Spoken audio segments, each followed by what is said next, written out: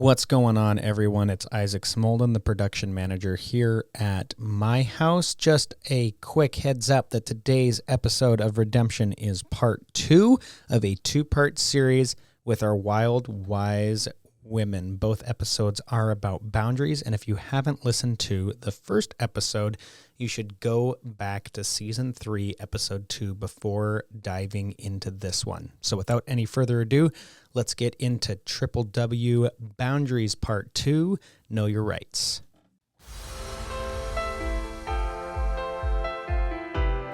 Welcome to the Redemption Podcast with your hosts, Staci and Juliah.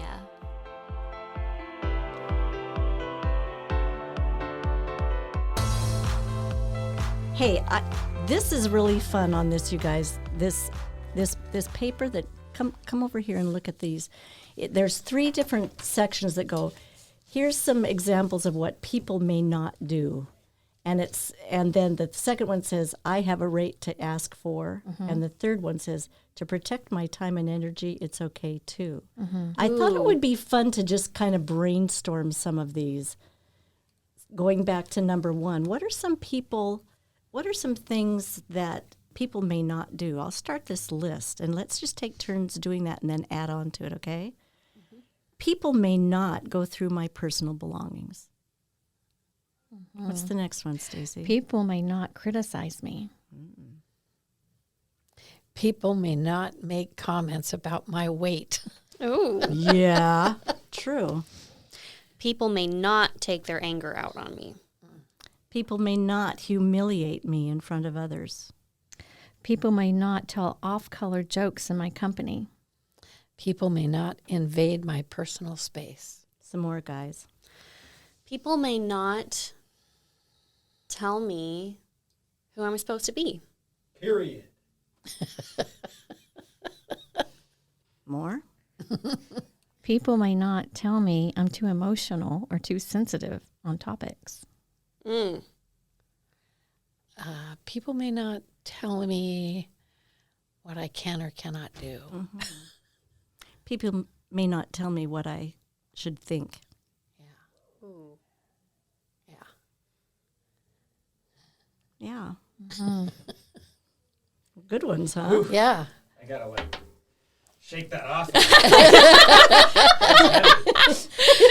It's hard hitting. Let's do the second one. I have a right to ask for privacy. Amen. I have a right to ask for a new hairstyle from an old stylist, which I want to do. Yeah. I have a right to ask for peace and quiet while I'm getting a massage. Okay. Wow.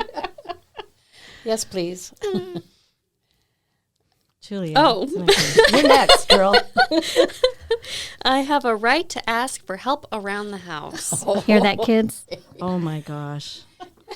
Yeah, that's a big one. I have a right to ask for more information before making a purchase. Oh, yeah. Oh, good Wow. one. Yeah. How many times are we pressured? Especially being a woman. Yeah, a single woman. Yeah, exactly. I have a right to ask for quiet time to myself. Amen. I used to go, when my kids were little, I'd go into the bathroom and they'd be hammering on the door and I'd just go, this is my time. Mama's having time out. That was my favorite place, was the bathroom. Yeah.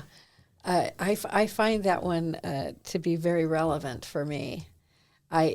Because I've had to, you have an amount of energy and time, and with working in a place like this, you just expend it all. And I've had to just shut myself in, I know, because I'll call you, Patty, and go, hey, Patty, you want to do this? No, this is my day to stay home. You do it really well. You have set those boundaries, and I respect it so much. Yeah. But I still want time. but you're the epitome of saying I have got to take care of myself in order to operate well the rest of the time. Yeah. And it's really beautiful, Patty. Well, Yeah.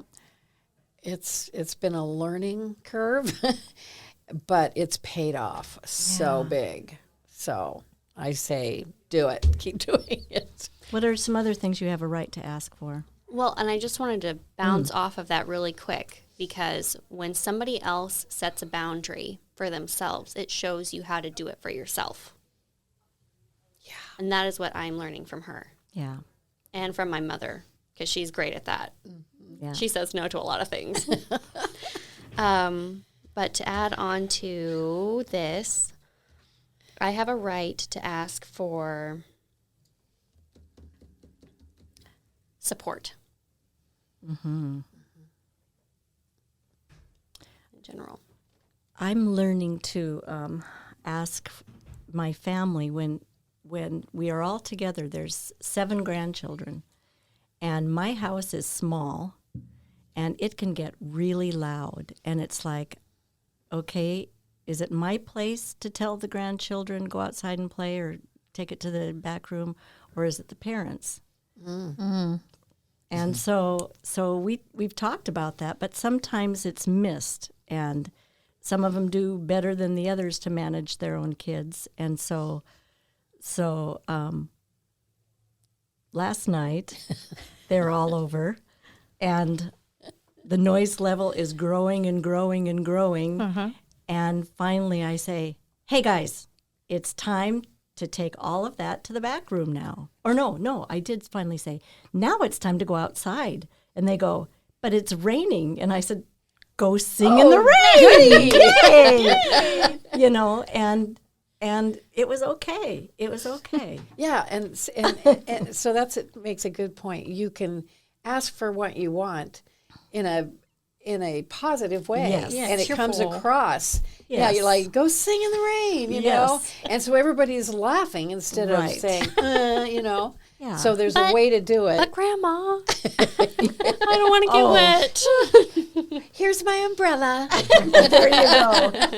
I knew that Lynda's family was back in town this week, so I had an inkling of where this was going, and then I was waiting for the example, and there it was.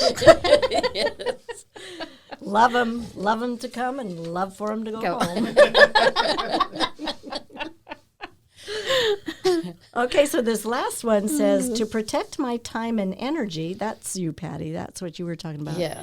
It's okay to turn the ringer off the phone or put your phone on silent. Yeah. Yep. Yeah. To protect my time and energy, it's okay to take my time returning calls or emails, which I do.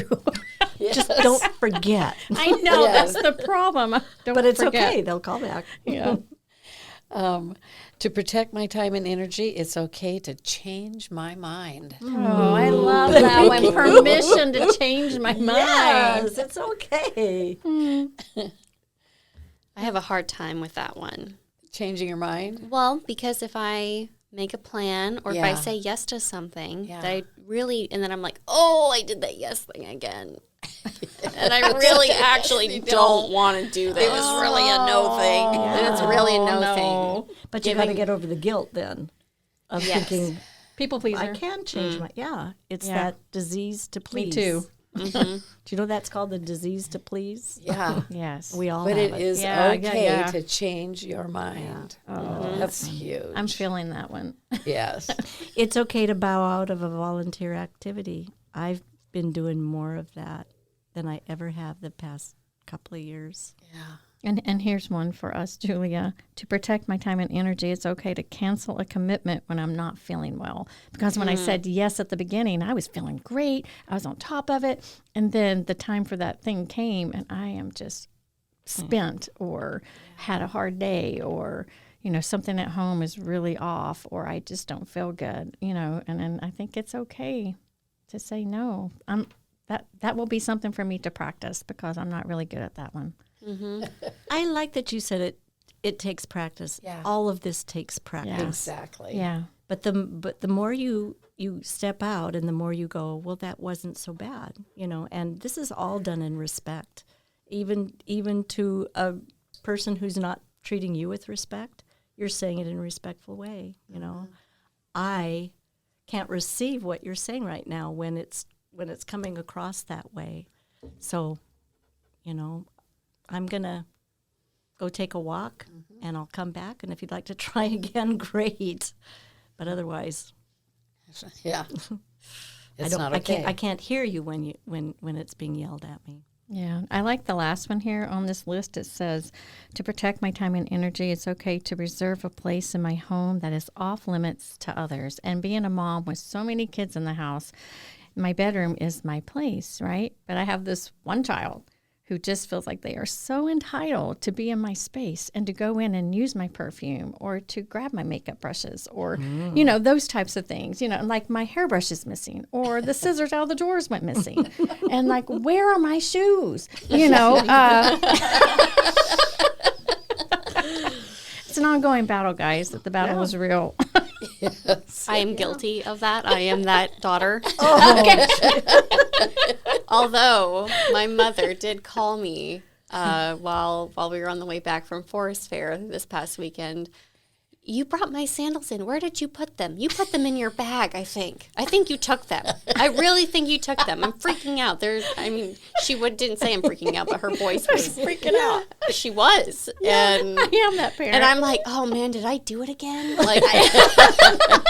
But turns out they were in the kitchen. They were on. They were in on a the box. dining room table. On the And dining room table. She told me that I've looked everywhere, and I said, "Well, I saw some on your dining room table in a box." And she goes, "Oh," and she goes in there, and there they are. Yeah, so I was like, oh, woo. So I didn't do that one, but then I get home and I look in my duffel bag and I accidentally took her face wash. Sorry, Mom. yeah. I'll bring it back. So saying what you want, you know, to one another, you know, this drawer, you know, I'll share with you. This drawer is mine. You know, so it makes it clear. Yeah. You know. Yeah. Then it's not harsh again too. right. You know that. Right. Hey, that's my drawer. This one, help yourself. I have a question. What if there's a boundary that needs to be set with somebody that we're afraid of because they might be dangerous? Okay, I'm going to need more information. Like, what if, you know, I don't know. I feel like the Sounds the like clientele. I'd run from that one. Yeah. I feel like some of the clients that we have here, and just sometimes we're in a relationship with somebody who does not treat us good. Right. How do we set healthy boundaries in those situations? It's the teaching of self-respect again. It's not okay to let somebody hurt you. Yeah. It's not okay with their words, with their actions, with anything. You know, you get support. You tell somebody. Yeah, you Number tell- one, It's support. everything that we were talking about Yeah. with the clients. It's okay to leave the situation. You do not have It's- to be around it's, it. It's the hardest thing to do, but sometimes you gotta. A lot of times the clients that we have never known anything other than that. You know, they've grown up with the abuse in their home, the domestic violence. Yeah, You it's know, and normal. And I remember a couple of times this has happened where I just go, it's not normal, and they go, it's normal to me, and it just takes me back, and I go, oh man. Or they're scared to ask for help. Like being in those families and those situations, we are groomed to think it's not okay to ask for help. And so learning that it's okay, that there is a support system here at my house with my case manager, with Lynda, with Patty, with Staci, with Julia, to learn it's okay to ask for help and we will help you. So And to teach that it's, you know, hurting people with, you know, with your words or with your actions is not okay. It was never okay that you were beat as a child. right, It was never okay that you were abandoned. right. That is not okay. Yeah, and it's not about you. What happened to you is Not not your about fault. you. Yeah. It's about the other person's anger at something else, Yeah. and you're the easy target they can take it out on. Yeah. And You know, and learning that. I mean, if you've The taken awareness that again. in all your life, you know, then to not, you know, to think that there's another way to think. And it's the same with the perpetrator, Julia, you know, to say, maybe that's what you grew up with, is just this heavy-fisted, control person who, and it's not okay. It's not okay to treat me like that. Stop. And if they don't stop, then you Then leave. you leave. Yeah. And somewhere in all my notes here, it's like you can do it you don't have to tell everything. You don't. You process it in your own mind and think, okay, this is what I need to do. I need to leave. But I can do it in a way that I'm not, I can make up I can make a plan. Yes. And then that's what happened with me, is I made a plan that if I need to leave, I'm going to be ready. And so it happened, and I needed to leave. And so I saw the opportunity, and I was able to just throw my stuff in my car and drive away at a moment's notice, because I saw the opportunity, because I saw that I needed to do this, but I didn't want the confrontation. I didn't want the, anything. I wanted, so what I'm saying is you can have a plan, and it's just like in domestic violence, have a bag somewhere with your, necessities. And if you have a child, put a bag aside, hidden somewhere, whatever, so that you can grab it and be gone. And have that safe support on the other side. Yeah. But And get yourself out of there without having a Confrontation. very unproductive Yeah. confrontation Yeah. with It another just person, makes it- or the more information is just not going to help you. Right. Yeah. It is just so scary, and you see these domestic violence cycles, that go, they'll get away, and then the perpetrator is mending it. Remorseful. I'm so sorry, I did everything wrong, and please come back. And they go back, and it's a cycle. It's a sickness. Yeah. And it's like an addiction, and that whole thing, it's called a cycle of trauma. Not trauma, but drama. And for a lot of our clients, that's what they're used to. It's comforting almost, And so, the drama. Yes, and so they'll return to the drama because that's what they're used to. And and you always you believe it, like, I'm never gonna, I see what I did. I'm so sorry. Yeah, I'm wrong. Give me another chance. Well, for when you get to about the 5 millionth chance, A couple decades say, later. okay, this is What's not wrong with going this anywhere. picture? Yeah, but it takes a lot of courage. Yeah, It's scary. yeah. It's I scary. have a final interessante questione. What if you are, so you have this heart-to-heart conversation with somebody, and you are the one who's more of the person trying to control? I think we talk about like the person who's sort of like on the other side, the weaker side. But what about the person who's being the one that's overbearing, trying to be more controlling? How do we get, if I'm that person, I guess it's not really a question. It's just more of like a self-awareness that I'm doing this. Why am I doing this? Why do I feel like I need to control that other person? You're not controlling. You're saying what you're doing. You're controlling yourself. You're saying, I'm going to do this if this happens. I'm done. I'm drawing the line in the sand, and this is what I need, and this is, if I don't have this safety place, I'm gone, or you're gone, or whatever, how you're working that out. But it just comes down to, this is not working out for me. I kind of like those words, because it's, again, you can't control anybody else. You can't fix anybody else. You can't change anybody else. You can try to, but it's not. It's you're not going to not get in the very far. cards. in actuality, those are the cycles.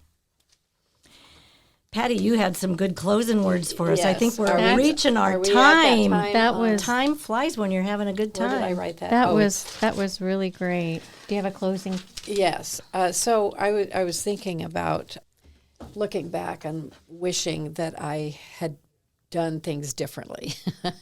And I read this last night. We're here to learn our lessons, discover our truths, have our adventures. Let yourself have your experiences. Allow yourself to learn what you learn when you learn it. Don't judge yourself for not learning sooner.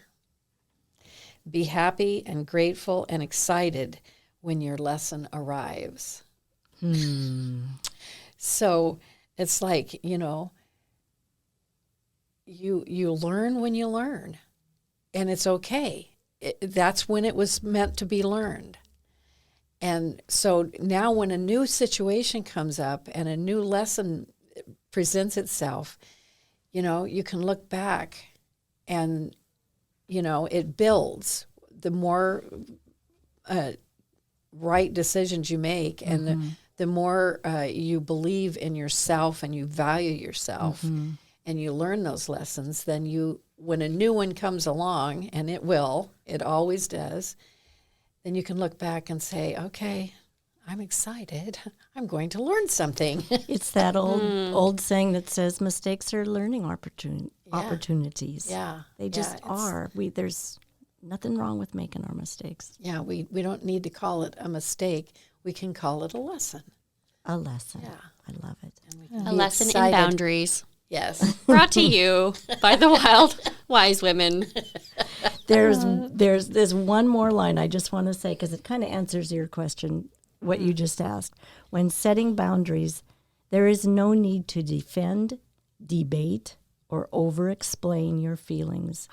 Yes. Be firm, gracious, direct. When faced with resistance, repeat your statement or request. Yeah. It's just standing firm. Will you read that again, please? When setting boundaries, there is no need to defend, debate, or over-explain your feelings. Be firm, gracious, and direct.